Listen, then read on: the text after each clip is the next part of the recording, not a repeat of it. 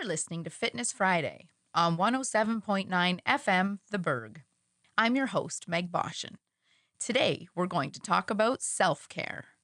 Typically, when we think of self-care, we're thinking of ways we can pamper our bodies and maybe our minds with something relaxing. In spiritual circles, that self would be considered the small self and spelled with a small s, and relating strictly to the physical aspect of our being, body and or mind. But there is another self. It's spelled with a capital S, and it embodies all aspects of our being, mental, emotional, physical, and spiritual. I want you to ask yourself, when you engage in self-care, which self are you caring for? Small s self or large s self? Your physical being or your complete being? Keep that question in mind. We're going to circle back. I intended to record this episode for Valentine's Day, and then I thought better of it. Because self-care isn't something we should do when our culture says we should love ourselves or someone else. Self-care is something we should do all the time, because it's always a good time to take care of ourselves and others. I mean, are we really waiting around for a commercial holiday to tell us when is a good time to love ourselves and each other? Well, sadly, a lot of us are. We need an excuse to make time for ourselves and others in the name of love. Let me tell you something. Something I have learned over all the years I've been alive is that loving yourself and others is a full-time job. We have to work at it every day. So I purposely recorded this after Valentine's Day because I want you to think back to that day or weekend, and maybe you did nothing special because it's just a commercial holiday after all. Believe me, I'm not picking on Valentine's Day. Any day that inspires someone to buy me flowers is a good day. And if it motivates us to be more loving on any level, it's a good day. That being said, you don't need to spend all kinds of money to feel good or to show someone that you love them.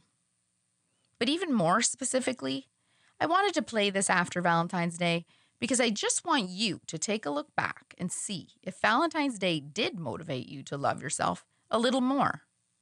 Think of the popular Galentine's movement, which has motivated many of us to spend some time with our gals. What was it that you did for that? And ask yourself, why don't I do that more often? And if you did nothing at all, why not? But first, let's just talk about what self-care really is. Because it's not about getting massages and facials and going away to expensive spas or dinner with your gal pals, or all the other things we associate with Valentine's Day or self-care. True self-care is not about indulging the senses and overdoing things on special occasions. True self-care is about what you're doing for yourself and others every day to make life a little more bearable, a little more fun, and a lot less stressful. This circles back to the question I asked at the beginning of the show. What do you consider self-care? And which self are you considering? Small s self or large s self? Just the physical or your entire being, mind, body, and soul? This is a very important question, and it's a question you should ask anybody that you are considering partnering with on any level, business, life, even friendship. Why don't we ask them, what do you do for self-care? How do you take care of yourself? What you're ultimately asking them is, how do you handle or manage stress in your life? The answer can shine a light on a lot of things, mostly whether or not their coping mechanisms align with your own. So we should be asking ourselves the same question. What's our go-to pattern for handling stress or pressure in our own lives? It's not a bad idea to take a look at your own answers and those of your closest people. Do the patterns lead to health or more stress? Most importantly, do they align for the highest good of all involved? To conclude, I'm not saying spas, retreats, and all the like are something you should avoid. What I'm saying is that a weekend at the spa won't fix years of neglect. What it can do is support a healthy lifestyle that is already well established. So let's make taking care of ourselves a priority. You can start today. Here are just a few easy things I've learned to do over the years that have had a dramatic impact on my own well-being. A few ways I take care of myself. I go to bed before 11 with no TV and no phone. Poor sleep has a huge impact on stress tolerance. Sleep is for rest and restoration. Something fun I came across a few years ago is called the Chinese clock. It shines a light on the timing and functions of the human body and when and why sleep is most restorative. Check it out. I'm sure you can Google it. Chinese clock. Another simple way to handle stress and take care of yourself, go for a walk every day.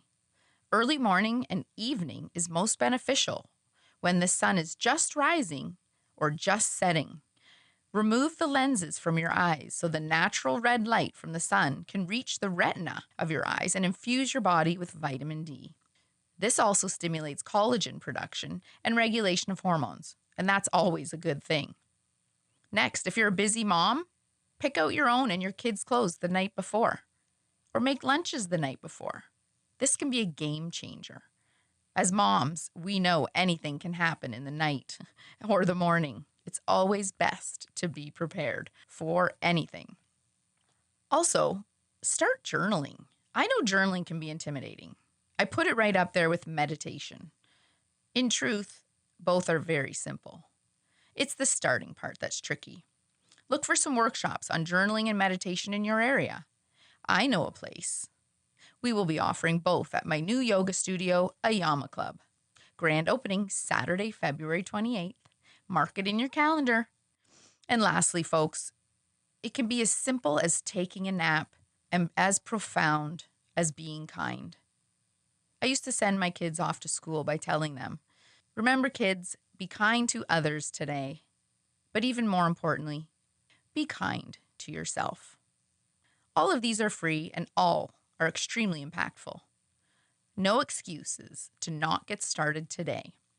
You're listening to Fitness Friday. I'm your host, Meg Boschin. We've been talking about taking self-care from a whim to well-established, and the simple things you can do every day that cost you nothing but offer life-changing results. If you're just tuning in or you just can't get enough of Fitness Friday, you can catch the replay today at 4:30 p.m. Lace up those running shoes, put in your earbuds, and stream us at ckbg.ca. You can even catch past episodes of Fitness Friday when you click Audible Recordings in the sidebar. Why not make both a new habit today in the name of self-care?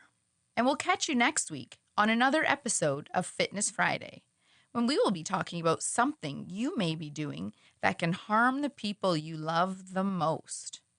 You won't want to miss it. Catch you next week. Yours in Fitness.